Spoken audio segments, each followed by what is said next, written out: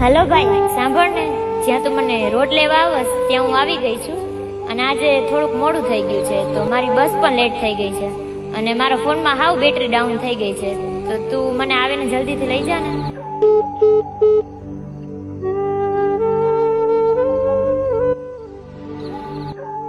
છોકરી જોરદાર ઉભી જો ભાઈ.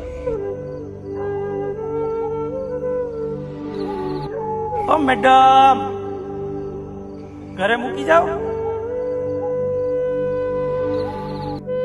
ને ભાઈ એક વાત પૂછું, ખરેખર એને હા પાડી હોય તો તું શું ઘરે મૂકવા જાય?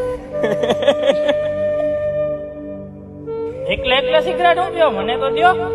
હાલે લે ભાઈ, તું સિગરેટ લે, અમે ઓલીને લઈ.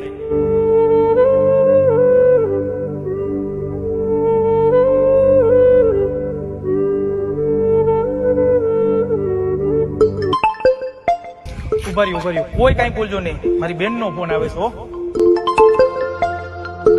હલો ભાઈ, હું રેલવે સ્ટેશન આવી ગઈ છું. અહીંયા બહુ જ અંધારું છે, 3-4 છોકરા મારી મસ્તી કરે છે. તું જલ્દી આવી જા ને અહીંયા. તું છે ને અહીંયા જ ઊભી રહેજે, બરોબર? હમણાં આવીએ છે, અને જો તને કાંઈ થયું ને તો એના ટાટિયા ભાંગી નાખશું. ઉભા રહ્યો. ઓ બેન,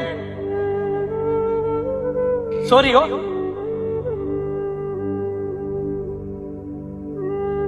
હાલ ભાઈ, ગાડી લઈ લે હાલ. ભાઈ હું પણ સાથે આવું છું. જેમ તારી બેન છે ને એમ મારી પણ બેન છે. એમ ઈ પણ કોકની બેન છે. કઈ વાંધો નહીં ભાઈ, તો એ બેન ને કોઈ તેડવા ના આવે ને ત્યાં સુધી અમે અહીંયા જ ઉભા છે. રસ્તા ઉપર ઉભેલી એકલી છોકરી કોઈનું સેટિંગ નથી હોતું.